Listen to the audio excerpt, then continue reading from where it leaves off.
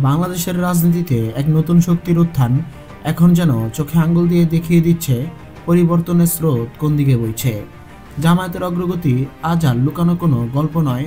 মাঠ পর্যায়ে তাদের সংগঠন, নেতৃত্ব, সক্রিয়তা এবং ধারাবাহিক সমাবেশ সব মিলিয়ে পুরো দেশ জুড়ে তৈরি হয়েছে নতুন এক উত্তেজনা। আর এই উত্থানের সবচেয়ে উজ্জ্বল মুখ বর্তমানে ঢাকসুর ভিপি সাদেক কায়েম। যেখানেই যাচ্ছেন সেখানেই মানুষের ঢল, তরুণদের উন্মত্ত ভালোবাসা, নতুন ধরনের রাজনৈতিক আকর্ষণ, সব মিলিয়ে তিনি হয়ে উঠেছেন দাঁড়িপাল্লার এক অপ্রতিরোধ্য ব্র্যান্ড অ্যাম্বাসেডর। সাদেক কায়েমের জনপ্রিয়তা এখন এমন পর্যায়ে পৌঁছেছে যেখানে তাকে আর একজন সাধারণ ছাত্রনেতা হিসেবে দেখা যায় না। দেশের প্রত্যন্ত অঞ্চল থেকেও মানুষ ছুটে আসে তার বক্তৃতা শুনতে। তরুণদের মাঝে এক ব্যাপক আশার প্রতীক হয়ে উঠেছেন তিনি। যারা বছরের পর বছর রাজনীতিতে কোনো বিশ্বাস খুঁজে পাননি, যারা হতাশা আর বেকারত্বে দিশেহারা, তারা সাদেক কায়েমের মধ্যে দেখেছেন এক নতুন ধরনের নেতৃত্বের আলো। তার বক্তব্যে আছে আত্মবিশ্বাস, দিক নির্দেশনা আর পরিবর্তনের কঠোর বার্তা। তাই তার প্রতিটি সমাবেশে মানুষের ঢল নামছে, যেন তিনি নিজেই জনতার মাঝে এক চুম্বক শক্তি। কিন্তু এই জনপ্রিয়তা যতই বাড়ছে ততই বাড়ছে তার বিরুদ্ধে ষড়যন্ত্রের জাল। বামপন্থী দলগুলি জানে, তরুণদের হৃদয় যদি সাদেক কায়েমের কাছে হারিয়ে যায় তবে তাদের রাজনৈতিক অস্তিত্বটাই টালমাটাল হয়ে যাবে।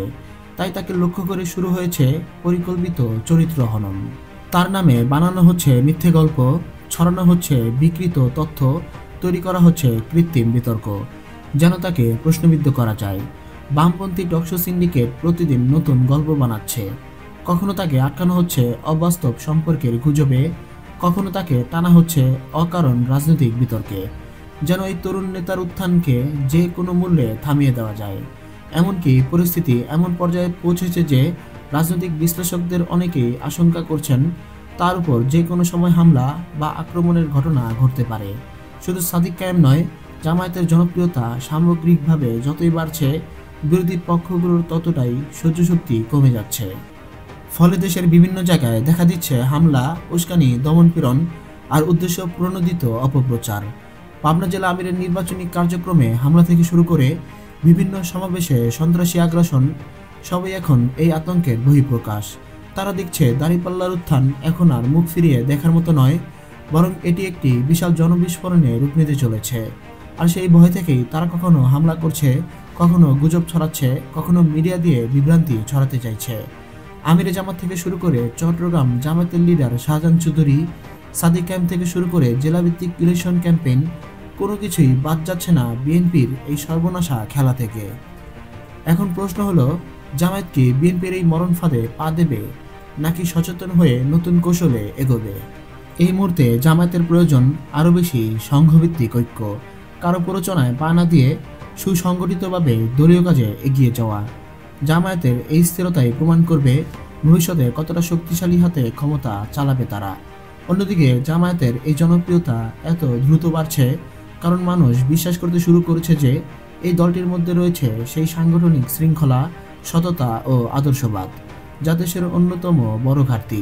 মানুষ মনে করছে এই দলের ভেতরে নেই কোনো ধরনের দুর্নীতির চর্চা, নেই ঘুষের সংস্কৃতি, নেই ক্ষমতার লোভ বা দখলদারিত্বের রাজনীতি, বরং আছে নতুন পরিকল্পনা, নতুন দৃষ্টিভঙ্গি, আধুনিক রাষ্ট্র ব্যবস্থার চিন্তা এবং দেশকে এগিয়ে নেওয়ার একটি পরিষ্কার রোডম্যাপ।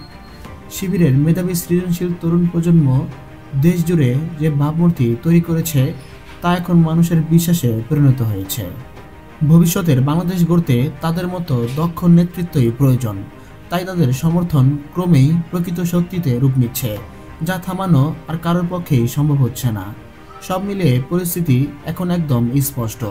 সাদেক কায়েম কেবল একজন রাজনৈতিক কর্মী নন, তিনি এখন সম্ভাবনার প্রতীক, এক অপ্রতিরোধ্য তরুণ শক্তির মুখ।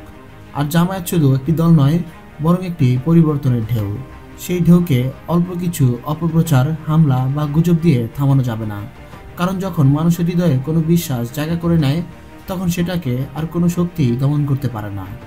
বাংলাদেশের রাজনীতিতে সেই বিশ্বাসের আগুন এখন দাঁড়িপাল্লার দিকে, আর সেই আগুনের শিখা আরও উঁচুতে উঠাচ্ছেন ভিপি সাদেক কায়েম।